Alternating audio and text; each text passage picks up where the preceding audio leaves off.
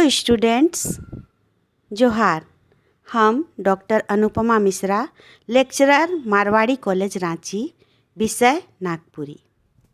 आज हम रउर मन के एगो कहानी पढ़ाब जेकर नाम है बिसाहा।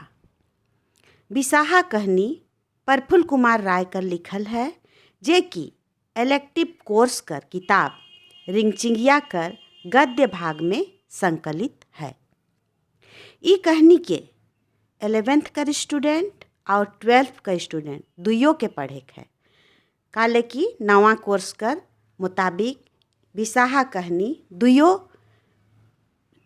दुइयों में पढ़े है।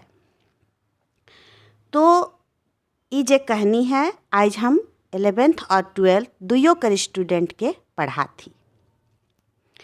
लेखक प्रफुल्ल कुमार राय बिसाहा कहानी में झारखंड कर गांव में अशिक्षा कर चलते जे डाइन बिसाही कर अंधविश्वास पसरल है उके देखाए कोशिश कर हैं। इकर चलते कतना निर्दोष असहाय अबला मन कर जान सेथिया में आदमी मन ले लेवे ना, जेकर में उ निसंतान अबला चाहे असहाय आदमी कर कोनो दोष नहीं रहेला। अखरे अंधविश्वास कर कारण उ मन कर जान ले लेवल जाएला। इकर कारण एक तो उकर संपत्ति के भयादमन खाए खोजेना और नहीं तो अपन मन कर भरम के मेटाए के ले उ मन कर हत्या करल जाएला। गोटा दुनिया में इकर चलते हिया कर आदमी और उकर सोच कर कतना खराब छवि बनेला। इखे ई कहानी में देखावल जाए। ऐसने है एगो असहाय आदमी के बिसाहा घोषित करके कितना निर्ममता से मार देलें, ई कहानी में उकर वर्णन करल जाए। लेखक कर जीव में बुझाएला कि जतना डाइन भक्ताइन भूत परेत गाँवा देवती देवता देव दरहा सोब कर गारा बासा हमरे कर नागपुरे में है कि का।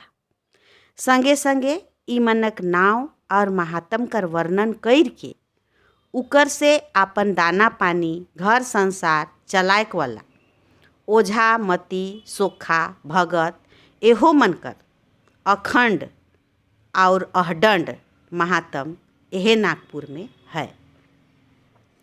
ऐसे तो बड़का बड़का साहित्यकार वीर बहादुर मन सोब कर सरोकार ई मन से है और जब तक दुनिया रही ई कथा मन रहबे करी और ठाव कुठाव ई मनक प्रभाव कैसनो समाज कर थोड़े मोरे ऊपरे रहबे करी। छुआ बेरा लेखक कर माए लेखक के कतना गरियात रहें, चिवरा चटकन हो मिलत रहे उनके।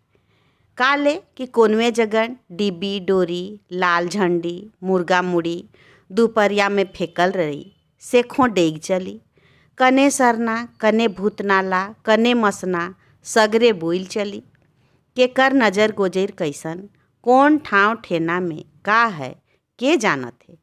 घर कर सोझे अंगना कर दूरा कर बूढ़ा गछ पिछवाइर कर बारी कर बेल गछ बथान जगन कर बड़का कुसुम रुख जेकर ढोढ़रों में एक ठो पीपल गछ नोगैज रहे सौब में देव नीतो दारहा रहे ना।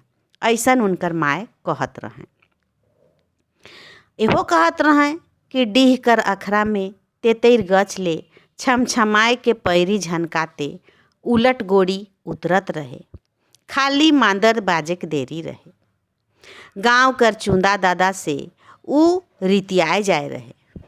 कहे ना कि चुरील और उलट गोड़ी इतना दुलार करे ना कि उकर दुलारे मन में आदमी कर मौत हो जाएला।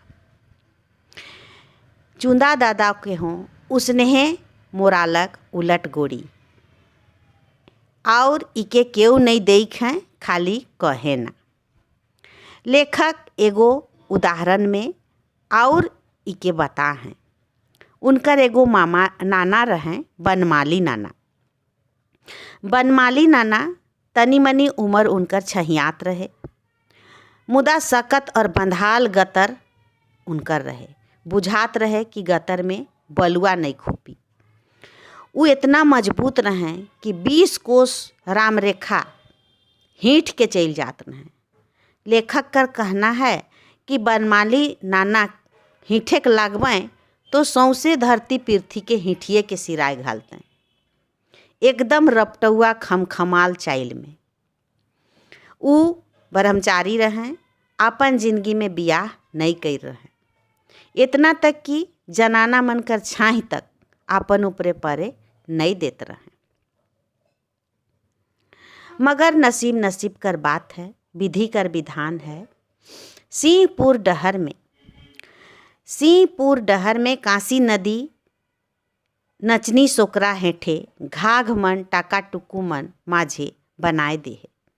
ओहे ठिना 7 बहिनी मन कहिया नि कहिया से रहेना, ऐसन गांव कर आदमी कहेना। गांव गंजार उलाला नखे, उ बटे आदमी मन डरे नहीं जाएना। एहे डहर में फागुन कर टहकल इंजोरिया रात में कने से घूरत रहे बनमाली नाना, और टहटहाल इंजोरिया सगरे से रकम रकम कर बन फूल कर धमक पसरल और डाबल रहे। तनी सुन मुँह कान मन के निरंग पानी के अंजरा में भैर के छिछलें बनमाली, और गोटेक ऊँच तेर टुकू में बैठ के सरगेक चांद हाँसी के देखे लागलें, दांजेक लागलें। प्राकृतिक सुंदरता के जखन देखत रहें, सेहे बेरा उनके खनखनाल हंसी सुनालक एक ठो जनी कर। उ फकीर आदमी रहें, कुरकुराए लागलें, मुदा कहल जाएला कि 7 बहिन उनके घेर के हंसे लागलें, गुठियाए लागलें। तले का होलक क्यों नहीं जाने ना। दोसर दिन आदमी मन देखलें उनकर शरीर उठिन बेजान हबकुरिया पड़ल रहे। ई सब बात के आदमी मन कहे ना, के का होलक उके नहीं देख है। लेखक कर गांव में ई अंधविश्वास कर शिकार होलक एगो और आदमी, जेकर नाम रहे चेड़गा नाना, जे कि गांव कर चौकीदार रहे, जेकर आपन इतना खेत बाड़ी रहे कि खाए पिए कोनो टटमंजार कहियो नहीं रहे। उकर एगो बेटी रहे, जेके उ बड़ा दूर में बिहा कर देल रहे। 5 बरिस हो गेलक, चेड़गा नाना कर जनी हो सिराए गेले। चेड़गा नाना बड़ा कमिया आदमी रहे, कनवा कौड़ी जोड़ के काया झाड़ के जिए खाए भेर संपत्ति जमा कर रहे। चौपहला घर भी बनाए रहे, खेत नाड़ भरखर रहे। मुदा गांव कर डीह ढुकेक ठीन चेड़गा नाना एखन कुंबा बनाए के रहत रहे, और बोदी गादर मन के ओगरत रहे। अपन नौकरी से, चौकीदार कर नौकरी से वो रिटायर कर जाए रहे। पुरना फाटल चौकीदार कर कमरा और लील रंग कर चौकीदार कर आंगा, जे कि जहाँ तहाँ फाटल रहे, उके पिंधल रहत रहे। छुआ बेरा से लेखक चेड़गा नाना से बड़ा रितियाल रहत रहे, बड़ा हंसी ठट्ठा में दुइयो बात करत रहे। मुदा एखन जब लेखक कर भेंट चेड़गा नाना से होलक, तो उनके देख के लेखक कर मन एक बारगी उदास हो गेलक। काले चेड़गा नाना टटका डूबल सूरज तेर बुझालें, दाढ़ी मिसी सब बाढ़ जाए रहे, आँख मन ढोढ़रों में ढुक जाए रहे, बड़ा डरावन दिसत रहे। और उनके देख के लेखक के बड़ा शोक लागलक। उनकर हाल चाल जखन पूछलें तो बड़ा उदास हो के चेड़गा नाना कहलें, कोनो तैर आहो नाती, अब जय दिन जियत हो, जियक पारत हो। संगे संगे एहो बतालें कि खाए के ले कोनो लखे मिलत है, घर है, मुदा घर कर आदमी ले उ बड़ा अंसा कर चीज हो जा है। अब उ घर नहीं जाए ना। बरखा में घर कर एक हर काड़ा मर गेलक। ओझा आलक और चेड़गा नाना के बिसाहा कह देलक। गोटे गांव कर आदमी मन उके बिसाहा माने लगलें।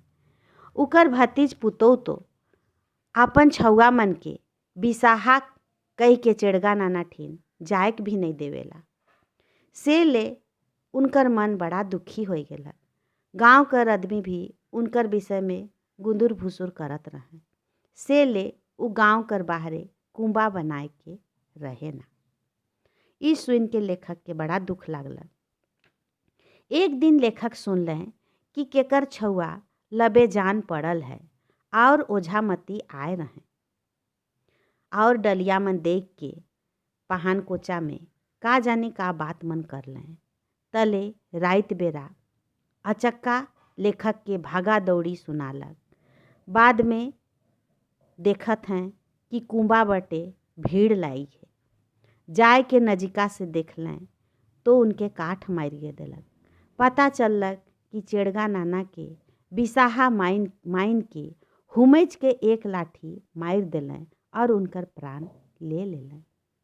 बेचारा असहाय बूढ़ा चेड़गा नाना अखरे प्राण चल गेलक बिसाहा कर नाव से। एक तो उकर संपत्ति खाए के लिए उकर भयाद मन पहले बिसाहा घोषित कर देलें।